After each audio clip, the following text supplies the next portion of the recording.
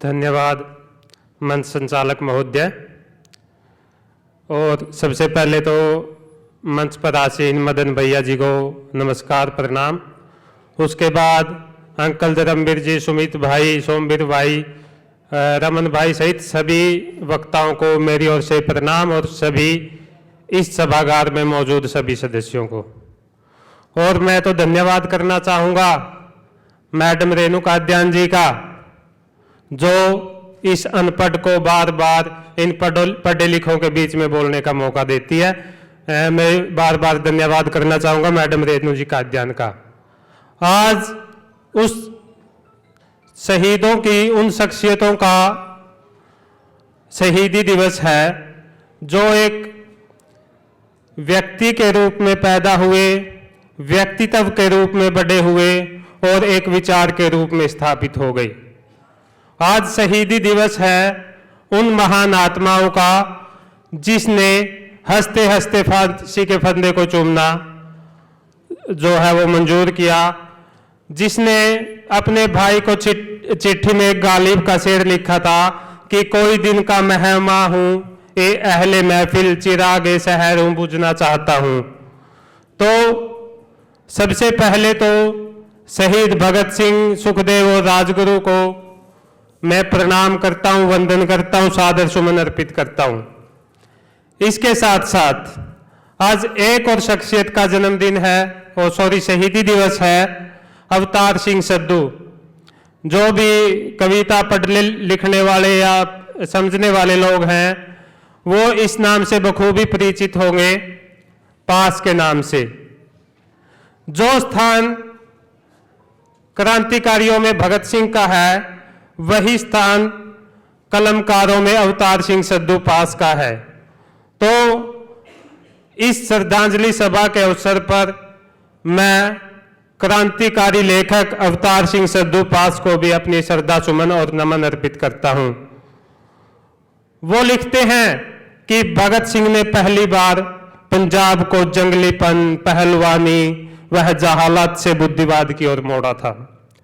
जिस दिन फांसी दी गई उनकी कोठरी में लेनिन की एक किताब मिली जिसका एक पन्ना मुड़ा हुआ था, पंजाब की जवानी को उसके आखिरी दिन से इस मुड़े पन्ने से बढ़ना है आगे, चलना है आगे। तो समस्या क्या है? समस्या पैदा कहां हुई? समस्या पैदा हुई उस किताब के मुड़े पन्ने से आगे चलने की। समस्या पैदा हुई किताबों को न पढ़कर झूठे एजेंडा को पढ़ने की। समस्या पैदा हुई अपने आप को न पहचानने की। और मैं तो कहता हूं कि भगत सिंह बनने के लिए तुम्हें नहीं बनना है कॉमरेड, या न ही बनना है नास्तिक आवश्यक, न ही होना है तुम्हारा जरूरी उसके घर, उसके गांव, न ही जरूरी है तुम्हारा होना विशेष जाति या विशेष परिवार से आवश्यक। भगत सिंह होने के लिए तो बस कर्म से भगत सिंह होना है आवश्यक, बस कर्म से भगत सिंह होना है आवश्यक।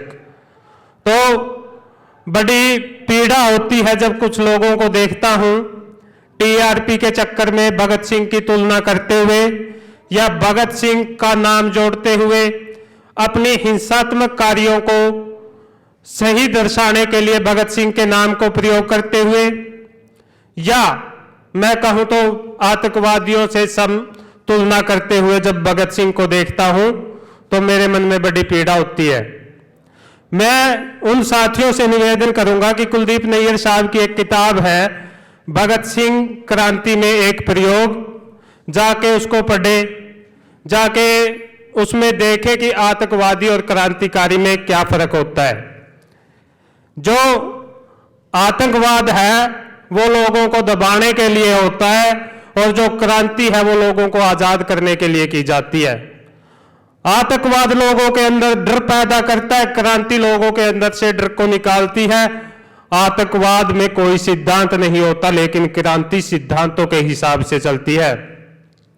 आतंकवादी लोगों को मारकर जश्न मनाते हैं, लेकिन एक क्रांतिकारी है भगत सिंह का मानना है कि हमने जब सांड्रस का वध किया तो हमसे कहीं ना कहीं चूक रही, हम हत्याएं करने वाले लोग नहीं हैं, हम खून बहाने वाले लोग नहीं हैं, हम तो शांति, अमन और चैन को पाने वाले लोग हैं। आतंकवाद आपको धार्मिक कट्टरता की ओर ले जा सकता है, और लेकिन भगत सिंह आपको क्या कहेगा कि धर्म अफीम है। तो आतंकवाद की और क्रांतिकारियों की जो तुलना करते हैं, उनके लिए एक बार फिर संदेश कुलदीप नैयर जी की किताब है क्रांति में एक प्रयोग भगत सिंह, उसको पढ़िए। उसके साथ ही पिछले एक वाक्य चला हुआ है अभी पंजाब में, एक इंटरव्यू देखा कि कोई बोल रहा था कि मेरा आइडियल भगत सिंह नहीं है, या मेरा आइडियल भगत सिंह नहीं है, क्यों नहीं है? तो मैं उसको बताना चाहता हूं, आपका आइडियल भगत सिंह हो भी नहीं सकता। आप धर्म और जाति के नाम पर अपने जो एजेंडा है वो सिद्ध करने के लिए यहां पे आए हैं। आप धर्म और जाति के नाम पर अपनी महत्वाकांक्षाओं को यदि पूरा करने के लिए आए हैं, आप महत्वाकांक्षी यदि मन रखते हैं, तो आपका आइडियल कभी भी भगत सिंह नहीं हो सकता। भगत सिंह आइडियल होने के लिए भगत सिंह के चरण कमलों पे धर्म जाति को छोड़ के, मजहब को छोड़ के, अपने नाम तक को त्याग के भगत सिंह के नाम पर चलने के लिए आपके अंदर जज्बा होना चाहिए, जुनून होना चाहिए, तभी आपका आइडियल एक भगत सिंह हो सकता है। तो जहां तक बात है, मैं निजी तौर पे यदि बताऊं तो एक ग्रामीण पृष्ठभूमि से यहां तक पहुंचने के लिए आपको पढ़ने की, अच्छा सोचने के, अच्छे लोगों के बीच रहने की आवश्यकता तो है ही, इसके साथ साथ आपको पढ़ने की भी आवश्यकता है। और मैं तो बार बार एक ही बात कहूंगा कि आप भगत सिंह को पढ़िए, भगत सिंह को जिए, भगत सिंह को सोचिए, भगत सिंह को विजुअलाइज कीजिए। यदि किसी भी साथी को मेरे किसी भी शब्द पे कोई भी आपत्ति है तो उसके लिए मैं अक्षमा प्रार्थी हूं, लेकिन एक बात है कि आपको बोलना अवश्य चाहिए, क्योंकि जो बोलते नहीं हैं उनके आगे पीढ़ियां गूंगी पैदा होती हैं। तो इसी मैं बोलूंगा, एक शीर्षक से लेकर एक मेरी छोटी सी कविता है कि तुम कहोगे तुम्हें नहीं बोलना चाहिए, तुम कहोगे तुम्हें नहीं बोलना चाहिए, तुम कहोगे तुम्हें बोलना नहीं आता, तुम कहोगे तुम्हें कौन सुनेगा, तुम कहोगे तुम्हारे बोलने से क्या होगा। लेकिन मैं बोलूंगा अपने हक के लिए, दूर करने अपने शक के लिए, दिल की धक धक के लिए मैं बोलूंगा बांझ होती कूख के लिए, नहीं मिटती भूख के लिए, रोज कटते रूख के लिए मैं बोलूंगा अपने गांव के लिए, फसल के बाव के लिए, राजनीतिक दाव के लिए मैं बोलूंगा नफरत की खड़ी दीवार के लिए, मैं बोलूंगा धर्मों में खींची तलवार के लिए, मैं बोलूंगा लालच में बंटे परिवार के लिए मैं बोलूंगा किसानों की हत्या के लिए, मैं बोलूंगा मजदूरों की समस्या के लिए, मैं बोलूंगा मजबूर हुई सत्या के लिए मैं बोलूंगा। बेशक मेरे बोलने से कुछ नहीं होगा, पर मैं नहीं बोला इस बात का मुझे अफसोस नहीं होगा, इन्हीं शब्दों के साथ धन्यवाद, सभी का शुक्रिया।